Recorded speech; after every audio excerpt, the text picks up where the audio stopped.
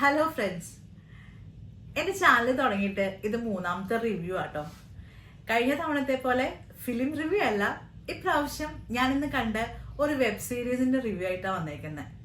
കഴിഞ്ഞ ദിവസം ജിയോ ഹോട്ട്സ്റ്റാറിൽ റിലീസായ നീരജ് മാധവും അജു വർഗീസ് ഗൗരി ഇവർ അഭിനയിച്ച നല്ലൊരു വെബ് സീരീസ് ആണ് ലവ് അണ്ടർ കൺസ്ട്രക്ഷൻ.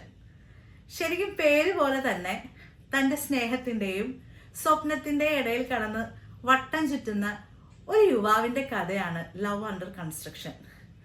ഇതിനകത്ത് വിവേക് എന്ന നായകനായി എത്തുന്ന നീരജ് മാധവും ഗൗരി എന്ന നായക കഥാപാത്രത്തെ അവതരിപ്പിക്കുന്ന ഗൗരിയും അവർ തമ്മിലുള്ള ബോണ്ടും എനിക്ക് വളരെ ഇഷ്ടപ്പെട്ടു.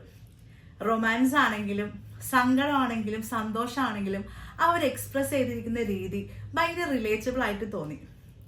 ഇവരുടെ ഈ കഥാപാത്രത്തോടു കൂടി തന്നെ നല്ലോണം ചേർന്ന് പോകുന്ന നല്ലൊരു റേഞ്ച് ഉള്ള ഒരു കഥാപാത്രമാണ് അജു വർഗീസ് അവതരിപ്പിച്ച പത്മരാജൻ എന്ന പപ്പൻ എന്ന് പറഞ്ഞ കഥാപാത്രം.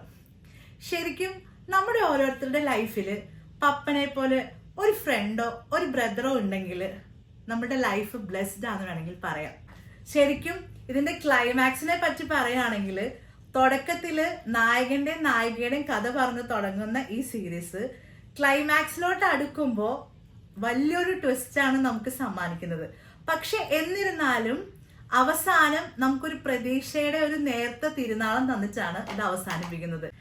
ഇതിൽ നെഗറ്റീവായിട്ട് എനിക്ക് ഫീൽ ചെയ്തത്, ഞാൻ തുടക്കത്തിൽ പറഞ്ഞിരുന്നല്ലോ നായകന്റെ സ്നേഹവും സ്വപ്നവും എന്ന്. സ്വന്തമായിട്ടുള്ളൊരു വീട്, അതിന്റെ കൺസ്ട്രക്ഷൻ ആണ് നായകന്റെ സ്വപ്നം. ശരിക്കും ഈ വീട് പണിയില് പല തരത്തിലുള്ള ഡിലേ വരുന്നുണ്ടെങ്കിലും അത് ഒത്തിരി കാണിച്ച് ഈ സീരീസ് കുറച്ച് ലാഗായ പോലെ എനിക്ക് ഫീൽ ചെയ്തു.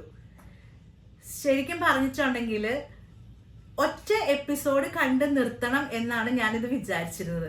പക്ഷെ ഒറ്റ സ്ട്രെച്ചിൽ ഞാനിത് ഫുൾ സീരീസ് കണ്ടു നിർത്തും എന്ന് വേണം പറയാനായിട്ട്. ശരിക്കും ഹാർട്ട് വാമിംഗ് ആയിട്ടും റിലേറ്റബിൾ ആയിട്ടും എനിക്ക് തോന്നിയ ഒരു വെബ് സീരീസ് ആണിത്.